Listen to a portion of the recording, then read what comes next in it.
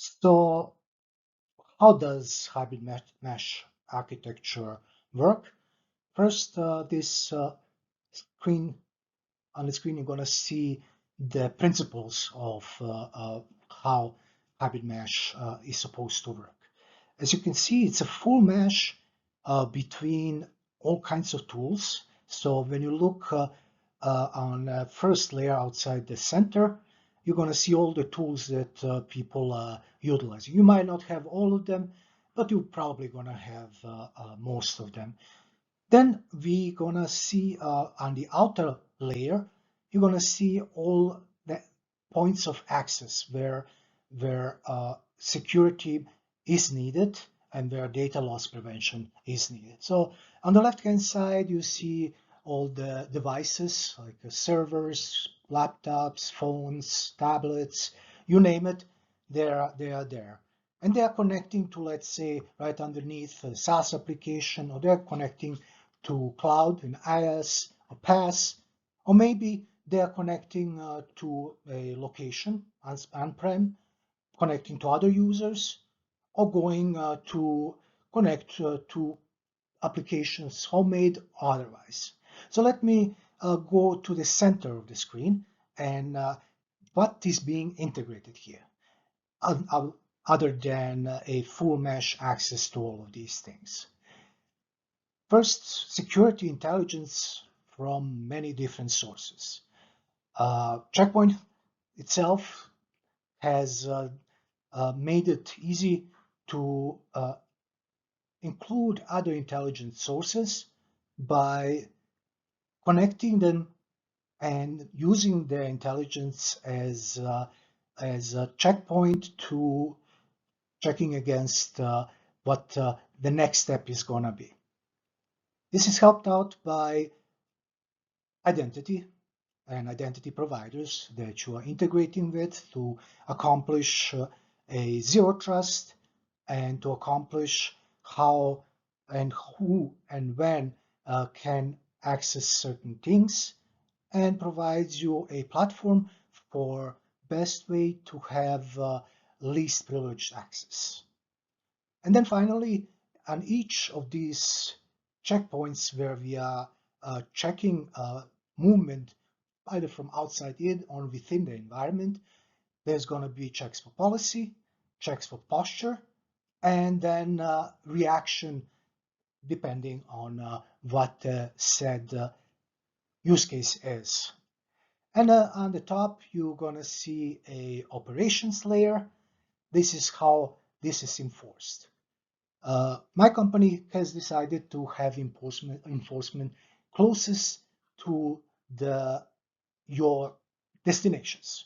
So let's say your destination is a application. We're going to have enforcement right next to the application. Same things goes for the email or endpoint, no matter what kind of endpoint it might be.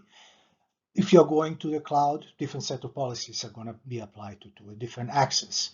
So you get it.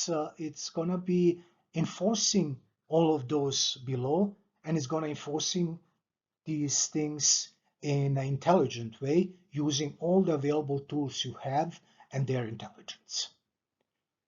From there, what else does this does? It is imagined to have a centralized one pane of glass to deal with all those disparate tools and platforms. And security is embedded across all those distributed components, whether it is from checkpoint or from other source, it is irrelevant. As far as checkpoint goes, we integrate with those other sources. Others do it differently. And we have the concept of open garden, where right now we are integrating with over 70 different vendors to provide for a best posture possible. And we are using that to simplify security out of and across hybrid IT environments. Now let's put a use case that you can relate to.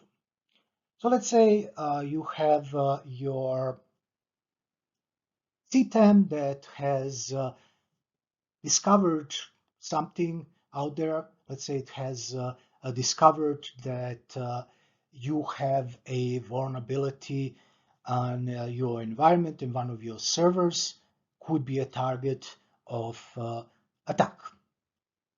So what would, let's say in this point, what would Checkpoint do? Again, everybody does it differently. Checkpoint would use that intelligence, create a automation out of it, and send it to, uh, and that intelligence can come from anywhere. Let's say you have recorded future, or you have a cyber int the Checkpoint has, and it's going to be applied accordingly. In Checkpoint, we apply it to a Verity solution that is integrated across the platforms. Verity solution double checks whether or not that danger is real, so emulates it and see what comes out of it before it is implemented. So you decide to implement it only if we are absolutely certain and the threat level is high. So what would Verity do? It would, from there, create a virtual patch on that for that server, and we would also create a ticket for, let's say, whoever is owner of that server to patch it properly in order to eliminate that risk. That is one situation. Another situation could be, let's say, Recorded Future sees a new email campaign and has the where it's coming from, what kind of botnet is coming from, what the text is within the email, and that kind of information. Currently, we are integrated with our email solution to automatically get that intelligence within our solution and account for it, whether it is in the current mailboxes that is already delivered, or something that is on, let's say, Microsoft side, or something that comes in the future and can remediate right there and there. Then, so that is another use case. Let's say, what do we do with AI? You guys are utilizing AI, I'm sure, in one form or another. Everybody's a little bit hesitant, and rightfully so. So if you're utilizing AI, there should be tools right next to the AI that make sure that you are not entering, let's say, information that should not be public. So let's say you're not entering company documents, you're not entering company plans, you're not entering a source code, and all that stuff that you don't want people to have because it can damage your reputation, or it can get your secrets that you don't want out, whether it is technical arrangements or otherwise. So once that passes all those critical checkpoints, then and only then you can utilize your tool. And you can utilize it for whatever you want, but utilize it safely. And if there are some things that are attempted to be utilized and then blocked, those can be accounted for and create a logs or audit trail, so you can use those logs and audit trails to better train your people. I hope this kind of gives you an idea of how this works. I hope it also gives you an idea how you can integrate your tools, whichever they might be, let's say your DLP tools or your EDR tools, into this. You don't have to change, in Checkpoint's situation, you don't have to change provider because we do have this open garden principle that we integrate with two third parties. So we can be an addition that basically quarterbacking all of these efforts and making it one pane of glass on your behalf. Now a little bit about zero trust architecture and why is it urgent to adopt it. So there, as you know, the level of breaches involving human error or stolen credentials is still all the way on the top. And there are limits to how much security people have for the lateral movement to prevent data exfiltration or to prevent malware to being transported internally. And there is a much higher adoption rate for zero trust at about 86%, and that is great. And also government agencies are right now demanding and requiring to have a zero trust, which is good because it's going to improve your posture dramatically. This is an example here that we have to have a location independent work. Google Beyond Corp has enabled zero trust, and that helped them get a hybrid mesh or hybrid environment secured. So let's go and see how that works.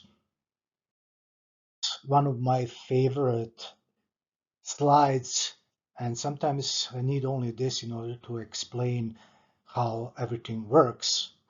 So we're on the same page. I'm going to go and explain what it is. The PIP stands for intelligence. The PDP is a policy decision point. PIP is a policy information point. And PEP is a policy enforcement point.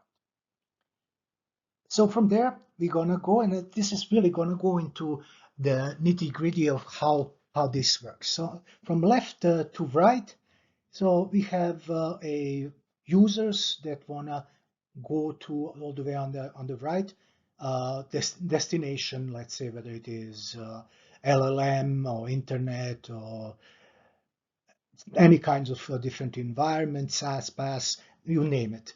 And how do we secure that transition? So let's say a user wants to go to a SaaS application. And again, I'm going to utilize how we do it here. Again, you can skin that rabbit many different ways. So what it does first is going to be the having a source and identity verified. That's one of the policy information points, as you can see. And we going to have here the on the left identity providers that are going to see whether or not you can go there in the first place, whether you have the appropriate credentials, whether those credentials allow you to access that environment, and that is going to be a first check. And that can be on many different platforms. Can be on a VM, on a SaaS, no matter where the request is coming from. It could be a request from the IoT device going outside to go and get updates. Could be anything really. So there afterwards we are checking what access and what data would be going from one end to another. So there we have your DLP, you have all your tools as the middle is all the policy enforcement points. So whether or not you, depending on what goes where, you're going to utilize one of these tools and make that informed decision with information and intelligence from all the sources that are already integrated with your environment. It's on the right-hand side. And here are some of the things we integrate, like Fortinet, Palo Alto, CrowdStrike, so on and so on. And then you have a threat prevention, which is your tools for, as you can imagine, depending on route, could be either IPS on a firewall, could be a DDoS on your DDoS solution, could be an antivirus on your endpoint, and could be WAF for your applications. So once that both those checks have been passed for access, data, and malware, then it's gonna, and only then it's gonna be going to the destinations. You can think of million different paths that this can take, and each of them would have to go through this set of checks in order to be able to access the final destination, which is great. You are having the intelligence in real time. You're checking the credentials and uh, identity in real time in order to provide the real-time prevention. And if not, the tools that would catch it could trigger, let's say, an EDR response, or could trigger a response inside of the SaaS application. Let's say a situation where somebody is coming to a SaaS application, but they are not coming from your environment, and you know your environment has only that many uh, email addresses where it can come from, would be blocked. Even though if you have right credentials and everything, if you are not coming from the right device, you're not checked in a right identity provider, that stealing identity at that point would be useless. I hope that helps in understanding of zero trust and be moving forward. So here we're gonna touch base with what and how does it help to have this architecture enabled in your environment. So it is one, everybody wants unifications of tools. Some unification require you to have one provider and one platform. Others, like us, can be specific to just trying to integrate with a vast number of tools, or somewhere in the middle. By implementing this, you can, from get-go, speed up your detection and response and automate it properly to remove over 90% impact on your environment from a get-go, just by design of how this works. The help is also that you can get your operational costs down by 25 to 35%. And we do have a tool, especially with Verity, which you can utilize to give you exact numbers, how much would that save you money-wise. And the single pane of glass would help you have better insights into your environment to help you make better decisions on how to fortify it and better ways to implement it. So example here is a retailer halved the incident response time, which is pretty good. Considering that some of those response times can take days after a certain vulnerability has been, and sometimes even months after certain vulnerability has been discovered. Having it done in accelerated fashion after adopting the mesh architecture is a great way to improve your posture.